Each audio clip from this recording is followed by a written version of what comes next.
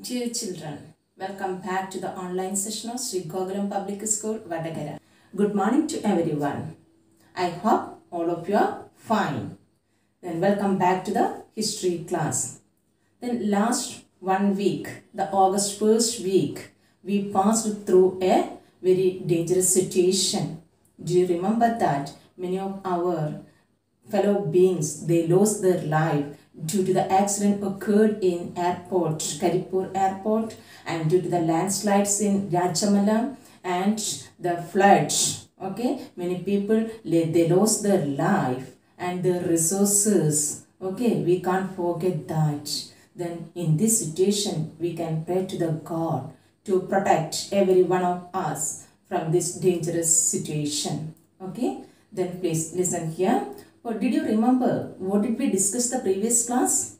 Okay, yes, the previous class we discussed the political, economic and social condition of Russia.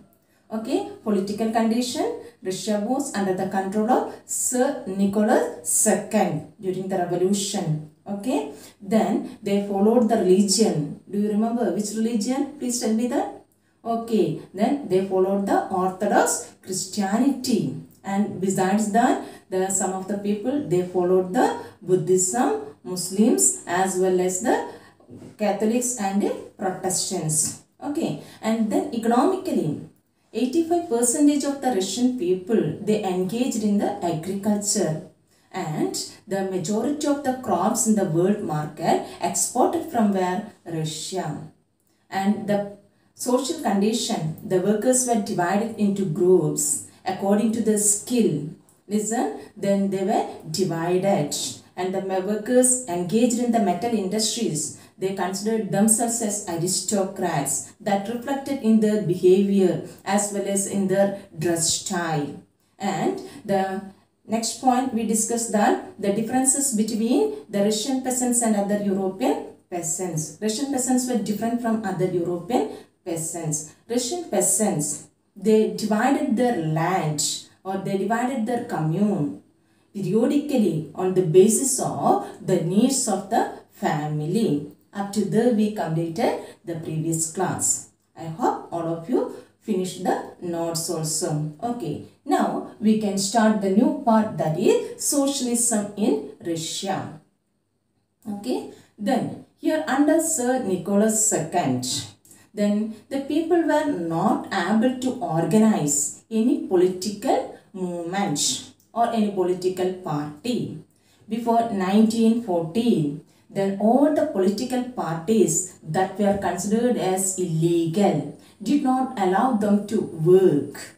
Listen, but in 1898, the Russians, they formed a political party known as, that is the Social Democratic Workers' Party, and they followed the ideas of Karl Marx, and they worked in a secret manner because the party was considered as an illegal movement. So they worked in a secret manner.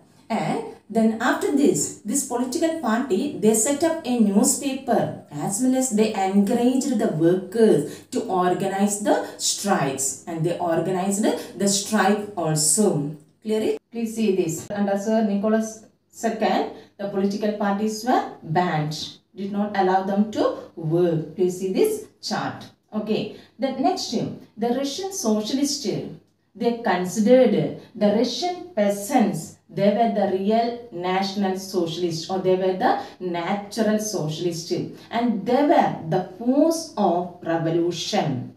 Instead of the worker, the peasants were the force of revolution. Why did they think like that? Because the Russian peasants, they divided their land according to the needs of the family.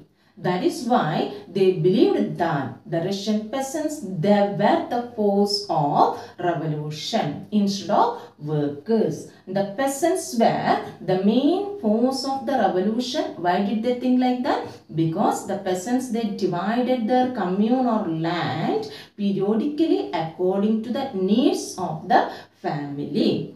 Then Russia that could become socialist more quickly than other European countries. When compared to the other European countries, Russia that could become a socialist country. Clear? And in 1900, the socialists, they formed the Socialist Revolutionary Party. In 1900, the socialists, they formed the Socialist Revolutionary Party. And this party, they struggled for peasants' rights and they demanded that land to be given to the peasants. From the landlords, they had to give the lands to whom? To the peasants. Okay, and social democrats, listen, under Lenin, they opposed this.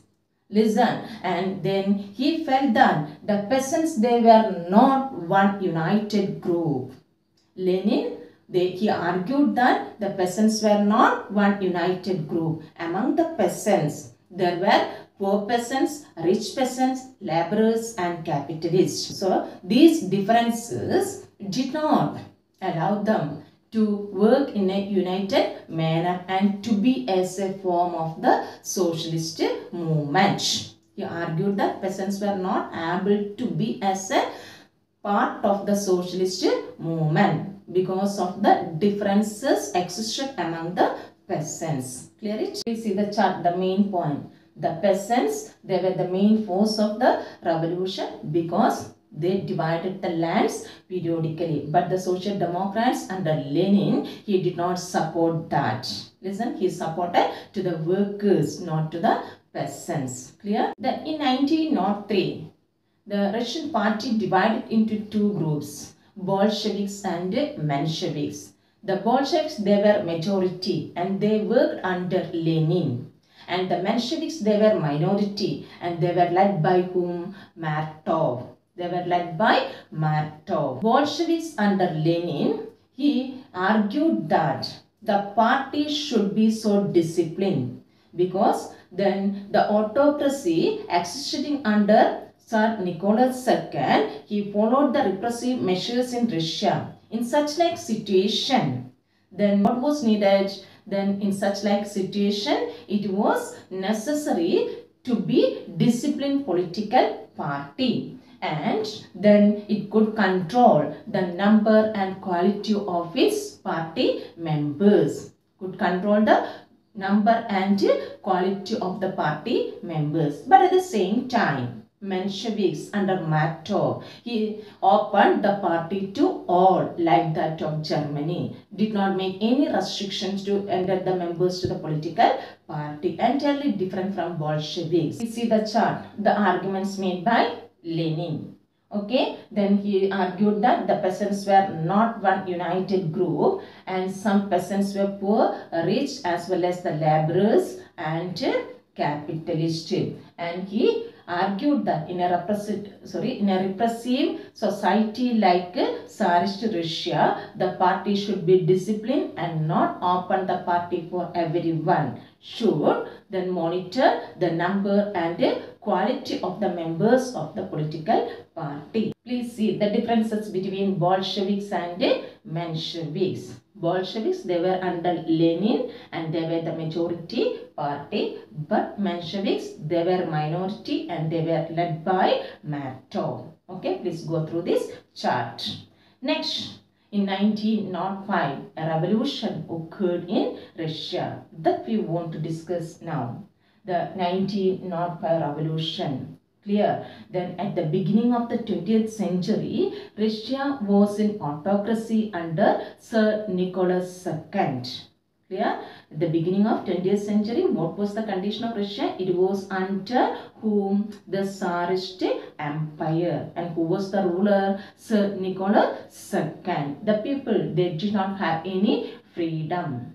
Listen, the decision taken by whom only? The king only. So the people argued for getting certain rights. And the liberal social democrats as well as the socialist revolutionaries, they worked with the peasants and workers and they demanded a new constitution guaranteeing equal rights to each and every citizen. All of them joined together and turned against the Tsar.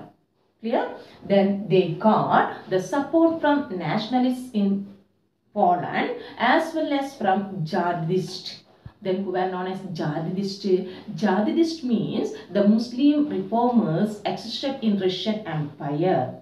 This Jihadists as well as the nationalists in Poland, they supported the workers as well as the socialist movement to turn against the Tsar.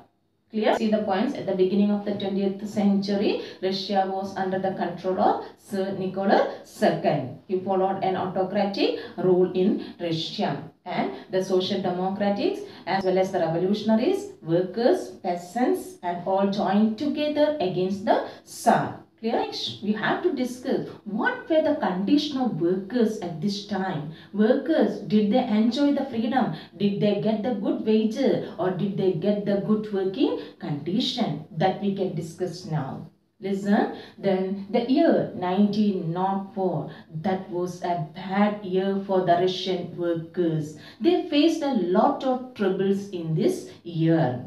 Listen, the prices of the essential food that increased day by day.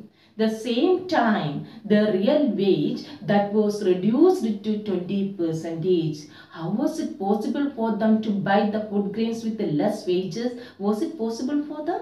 No. Okay. So they faced a lot of troubles in this year. And the membership of workers association that was increased. The workers, they formed an association and the number of members of the association that increased because of the severe condition. And in 1904, an incident happened there.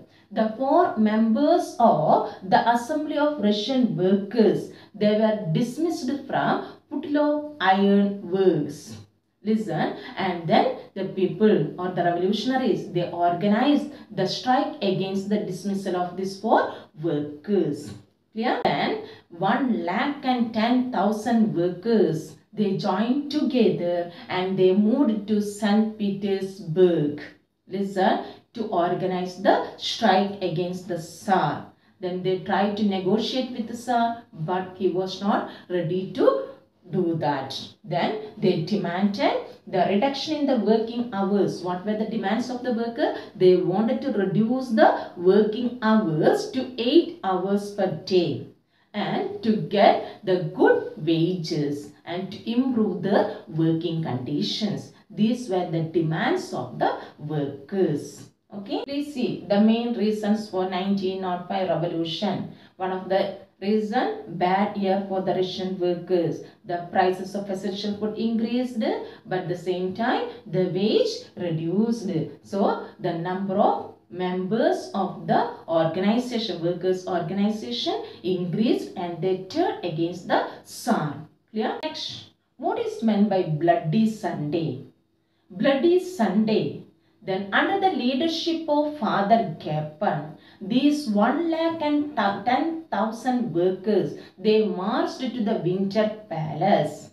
The Winter Palace, that was the official residence of Tsar. Listen, the official residence of Tsar, Winter Palace. Then they marched to the Winter Palace. But from there, they were attacked by the police and Cossacks. Cossacks means the semi-military community of Russia. These Cossacks and police attacked the workers. Clear? And many of the people died. Then almost 100 workers were killed and 300 were wounded. This incident was known as Bloody Sunday. Clear? Once again, go through these points. What is meant by Bloody Sunday? Clear? Then after this Bloody Sunday, or what were the results of this Bloody Sunday? Then after that, the strikes took place all over the country. The universities and closed down and the students, they walked out of the colleges and schools. Listen, after the bloody incident happened, then the universities were closed and the students, they left out the schools and colleges. And then they complained, the students, they complained that they were not getting the civil rights or the liberty. Clear? And after that, the lawyers, doctors, engineers and the workers of the middle class people, they joined together and they formed the Union of Unions. They joined together and formed the Union of Unions and demanded a constituent assembly. They demanded for a constituent assembly. Clear? Please see the points. Okay, what were the results of this Bloody Sunday? Organization formed by the workers, doctors, engineers and professionals. They joined together and formed the organization. Clear? Universities were closed and students were left out. Clear? And they complained that they were not getting the civil liberty or civil rights. Next part, that is dismissing the Duma. In this situation in 1905, sir, he was forced to form a new parliament, Duma. Listen, but within 75 days, he dismissed the Duma. And after 3 months, he formed a new Duma. Clear? Within 75 days, the first Duma that was dismissed and then he formed a second Duma within 3 months. Clear? In this situation, the factory workers, they joined together and they formed the factory committees as well as the trade unions. They formed their own trade unions and factory committees. And after revolution, the committees and unions, they worked unofficially since they were declared illegal. Listen, because the trade unions and factory committees were considered as illegal, so they worked unofficially. Then after the dismissal of the second Duma, first he dismissed within 75 days and formed the second Duma. Then after that, then he dismissed the second Duma also and formed the new Duma or new parliament. Listen, in this parliament, then he changed the voting right. Listen, the voting law was changed and the third Duma, then more and more members, they came from where? The conservative politicians. Clear? More members, they belong to conservative politician and they were the members of the third Duma. And the king, he was not ready to, listen, then reduce his power and he did not allow anyone to question his authority. Clear? Please see that dismissal of Duma. First Duma formed in 1905 within 75 days, that was dismissed, and after 3 months second Duma formed, that was also dismissed and formed the new Duma. Then in this Duma the members belong to were from the conservative politicians. Clear it? I hope all of you understood. And what did we discuss today? Today we discussed then the first part, socialism in Russia, 1905 revolution and the condition of the workers, Bloody Sunday and dismissal of Duma by Sir Nicholas II. I hope all of you understood. Listen, if any doubt, please contact me. I think the students are not watching the class on time. You have to watch the class on time and prepare the notes that particular period itself. Clear? Don't forget and send the notes to me on that day itself. Otherwise, I won't consider that. Then, please listen. I hope all of you completed the notes up to where we completed, and thank you.